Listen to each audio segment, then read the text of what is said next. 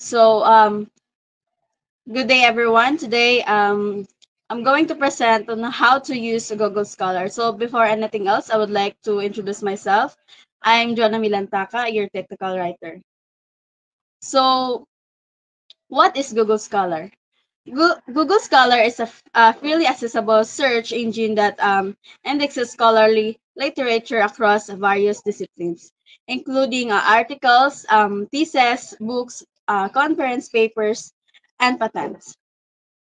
So, ang Google Scholar ay isang libreng tool o search engine na ginagawa ng Google para makatulong sa mga students, researchers at kahit sino na gustong maghanap ng mga academic sources or scholarly literature.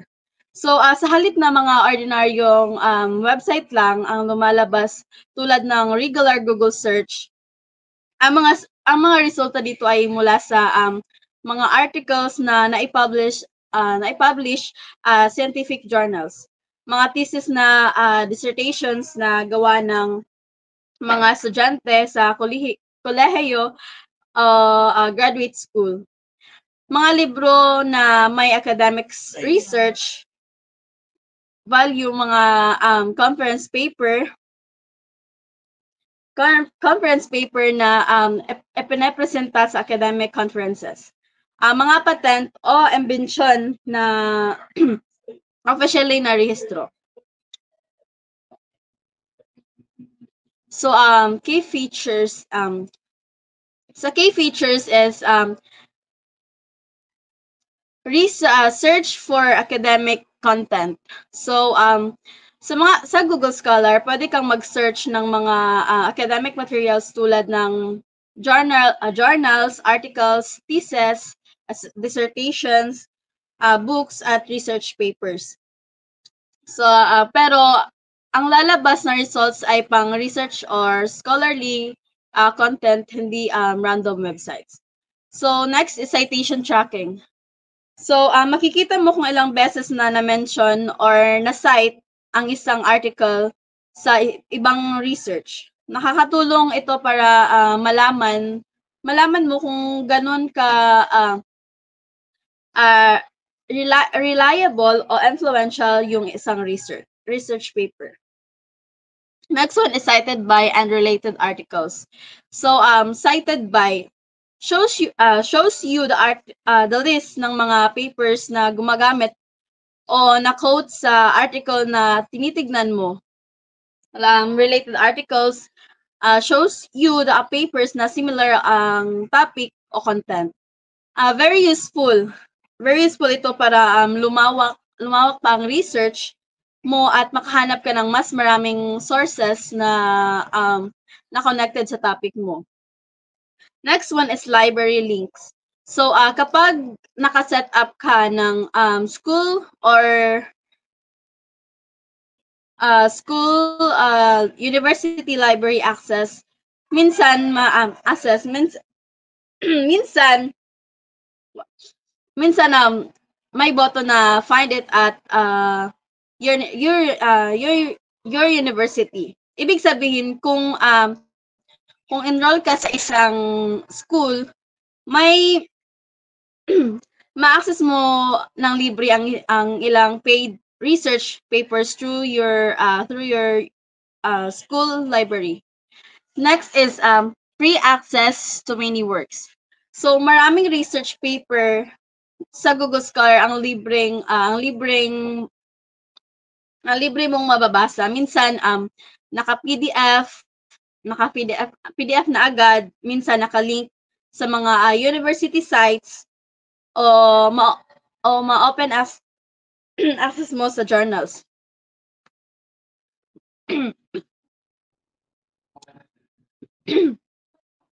History and origin of Google Scholar.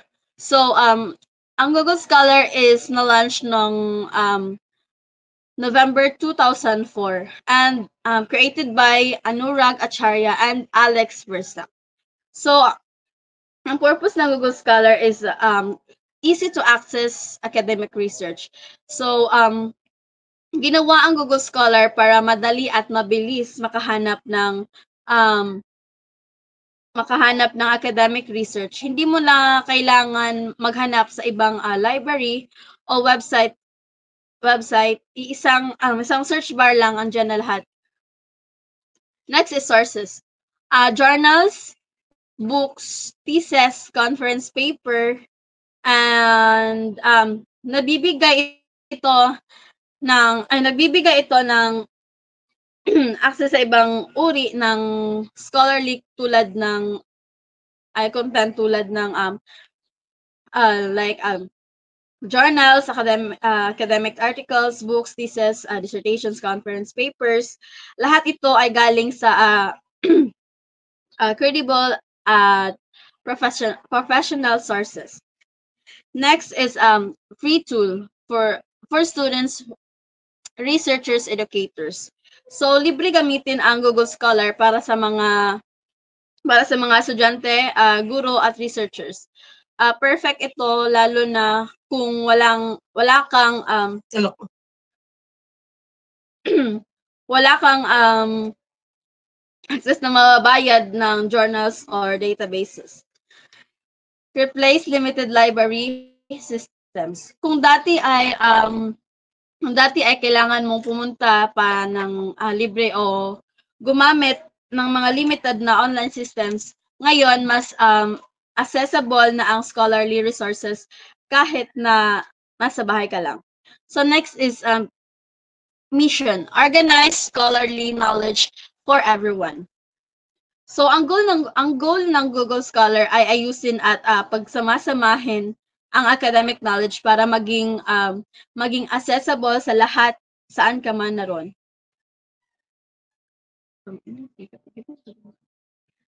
So how to use Google Scholar. So paano nga ba gamitin ang Google Scholar? So use specific keywords. Gumamit ng tamang keywords na related sa topic mo, tapos mas specific, mas accurate ang lalabas na results. Next is use quotation marks. So kung gusto mong hanapin ang eksaktong phrase, gamitan mo ng quotation mark. So next is use date filters. So pwede mong i-filter ang results by year para lumabas ang pinakabago o relevant na research. Helpful kapag gusto mo ng updated studies lang. Next is use advanced search. So may option sa Google Scholar na advanced search para makapaghanap ka gamit ang exact phrases tulad ng author's name, specific journals, date range. Super useful ito kung may hinahanap kang specific na paper or topic. Next is use title search. So gamitin ang option na in title para siguradong lalabas yung papers na may keyword sa mismong title. Mas targeted ang search results mo. Next is use author's name.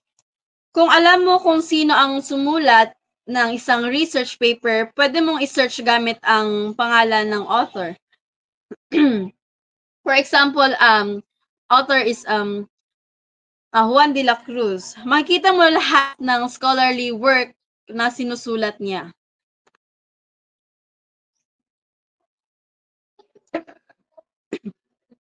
So, what is the purpose of Google Scholar? So,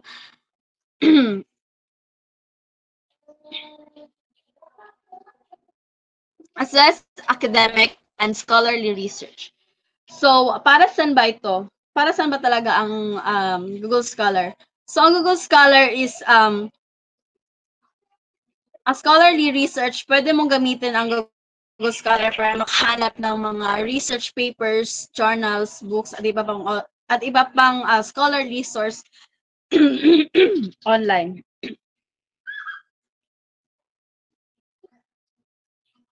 Help useful find credible sources. So tinutulungan nito ang users na makahanap ng reliable at peer-reviewed na sources, hindi basta-basta mga info lang. Next is supports students and researchers. Napakalaking tulong ito para sa mga students, teachers at researchers na kailangan ng sources para sa assignments, thesis, or all publications. Next is make research easier and faster. So, dahil all-in-one na ang search tool, mas mabilis at madali ang pag-search kahit saan ka pa. Next is provide free search of journals, books, papers. So, libre gamitin ang search search engine at marami sa lumalabas na sources ay free to access din. Improve quality of academic work. Dahil mas madali na makahanap ng high quality sources, tumataas din ang kalidad ng mga research output ng users. Next is organize scholarly knowledge online. So, ang layunin ng Google Scholar ay i-organize at gawing accessible ang academic knowledge para sa lahat online. So, who uses Google Scholar? So, first, students. Sobrang useful ito sa atin mga students na gumagawa ng research paper, thesis, at any academic requirement. Next is researchers. So, professional researchers used to find previous studies, cite sources, and discover trends sa fields nila. Next is professors. So, mga guro at professors use it para makahanap ng materials para sa lectures, academic writing, at curriculum planning. Next is librarians. So, kapag kailangan nila ng data-driven info o background sa isang topic, Google Scholar provides a credible sources to support their reports. Next is writers and authors. So, nakakatulong ito sa mga writers na makahanap ng tamang impormasyon o background research para sa sinusulat nilang libro, articles, or o content. Next is policymakers. So, ginagamit ito ng mga policymakers para makakuha ng data at evidence-based research na pwedeng basehan ng mga batas o public programs. Next is healthcare professionals. So, doctors, nurses, at medical researchers use it to stay updated sa medical studies, treatment guidelines, at clinical research. Next is legal professionals. So, lawyer at researchers can use it to find academic discussions on laws, legal theory, at case analysis. Next is general public. So, kahit sinong curious o gusto lang matuto, pwedeng mag-research ng reliable and scholarly info sa Google Scholar. Libre ito para sa lahat. So, how Google Scholar be beneficial for users? So, first is alerts. Pwede kang mag-set ng email alerts para ma-notify ka kapag may bagong research na lumalabas tungkol sa topic mo. Helpful para updated ka lagi Advanced search, may option na may option na. So, advanced search, kung gusto mong mas specific and ang search mo, like by author, date, journal, or exact places.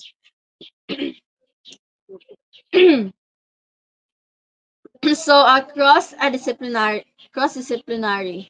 So, hindi ka limitado sa isang field lang. Google Scholar covers iba't ibang fields like medicine, law, science, engineering, social sciences. Next is research tracking. Pwede mong i-track ang mga papers or authors na gusto mo.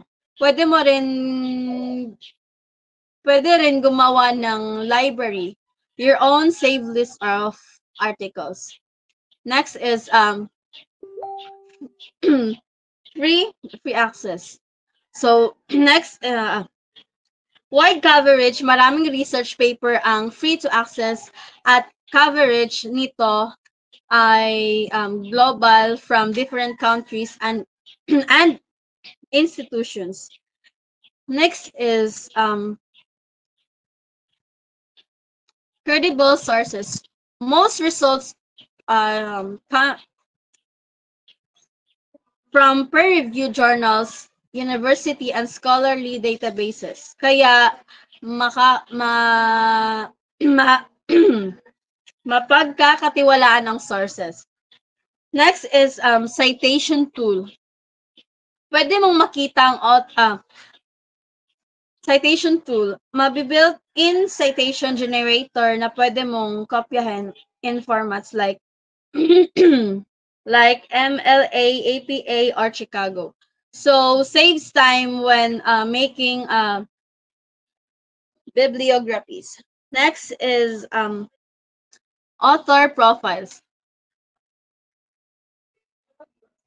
So, pwede mong makita ang author profile ng isang researchers with all their publication, citation, and index impact score. So, next is what is the difference between Google and Google Scholar? So, first is Google. So, general search. So, ginagamit ang regular Google para maghanap ng kahit anong topic mula sa schoolwork hanggang sa pang-araw-araw na tanong. Next is websites. So, nagpapakita ito ng iba't ibang websites. Pwedeng educational, commercial, professional, o entertainment-based. Next is news. May section din para sa latest news mula sa websites, blogs, o media outlets. Next is blogs and forums. Kasama sa results ang blogs, Reddit, Quora, at forums kung saan nagsishare ng opinions ang mga tao, informal at minsan opinion-based lang. Next is commercial content. So, may mga ads at sponsored links, lalo na kung ang search mo ay tungkol sa products o services. Next is SEO optimize. Minsan, ang mga websites na lumalabas ay yung pinaka-SEO, which is search engine optimize. So, hindi ibig sabihin sila ang pinaka-accurate, pero sila yung pinaka-promoted. Next is user-generated content. So, results may include content na gawa ng regular users tulad ng YouTube videos, blogs posts, o personal website. Sorry. And formal sources. So, maraming sources dito ay informal, hindi academic or peer-reviewed, kaya kung academic work ang goal mo, mas okay gumamit ka ng Google Scholar. So sa Google Scholar naman is academic articles. So ito yung mga research-based na articles na karaniwang galing sa universities, journals, o research institutions. Peer-reviewed journals. Mga journals na dumadaan sa peer-reviewed process.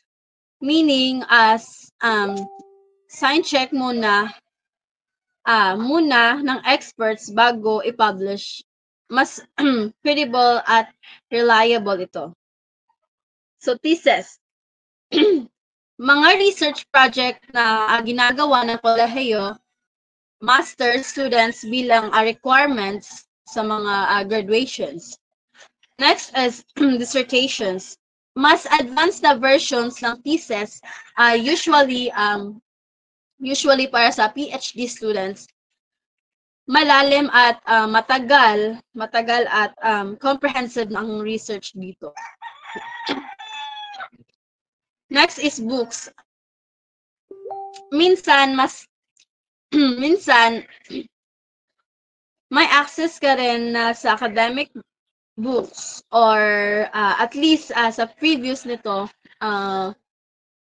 lalo na kung available ang Google Books or library. Next is conference paper. So, research papers na ipinipresenta sa academic conferences, usually bago pa ipapublish sa journal.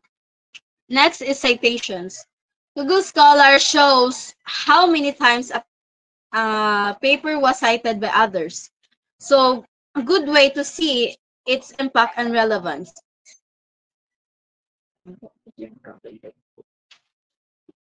Next is scholarly sources. All content is scholarly or academic in nature, meaning credible at research-based, hindi opinion lang. Next is research-based. So, lahat ng materials dito ay based on research, data, and scientific method, kaya bagay na bagay for academic work.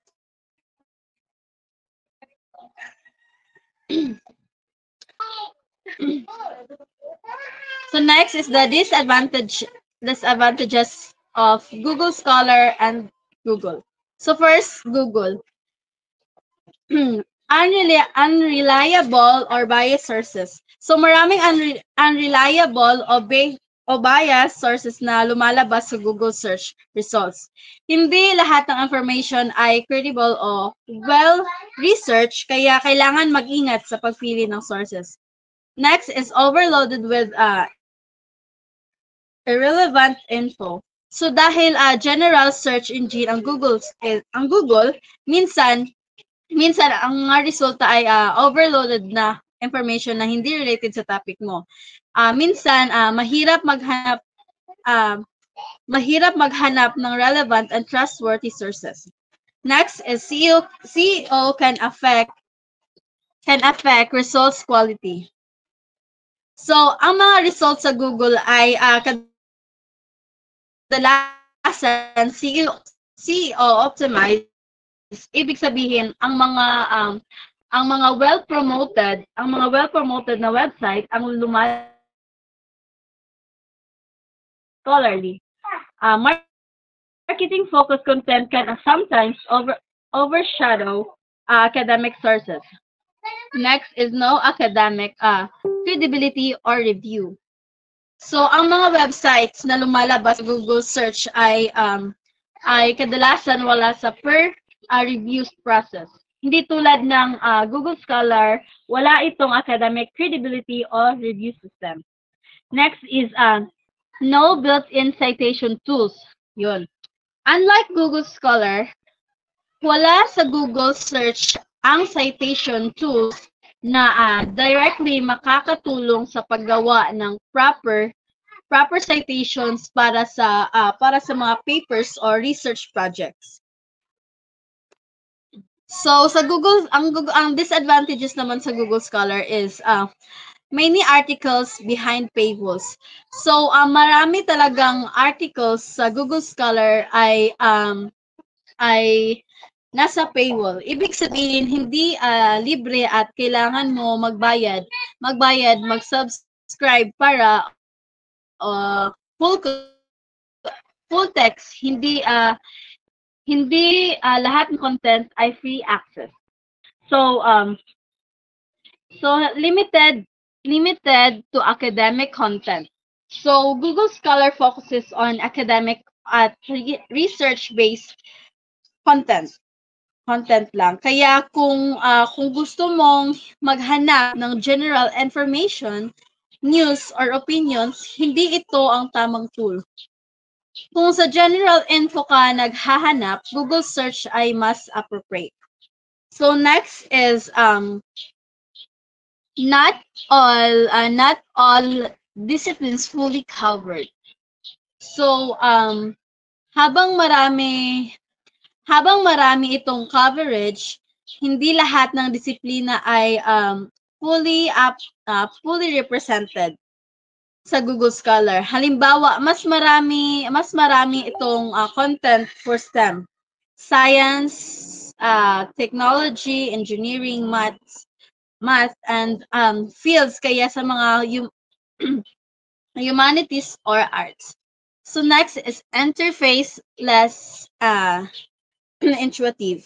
So, kung sanay ka sa simple at user-friendly interface ng Google Search, baka medyo mahirapan ka sa Google Scholar. Kaya ang search engine nito ay mas technical at medyo mas complicated para sa bagong users. So next is no multimedia or news sources. Hindi katulad ni hindi katulad ni Google na may multimedia content like images, videos at news sources.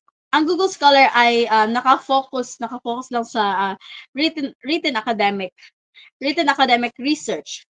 Kung gusto mong maghanap ng videos or current news, hindi ito ang platform para doon.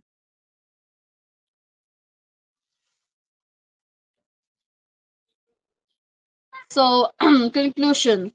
Google Scholar is a powerful academic research search engine designed to help users find scholarly literature, including journals, articles, theses, books, and conference papers. Um, it offers reliable, peer-reviewed sources that are essential for academic research and professional writing.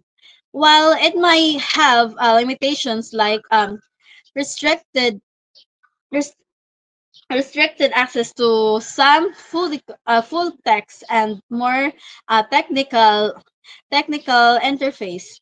Its credibility and focus on academic content make it a valuable tool for students, researchers, and educators seeking trustworthy information. That will be all. Thank you.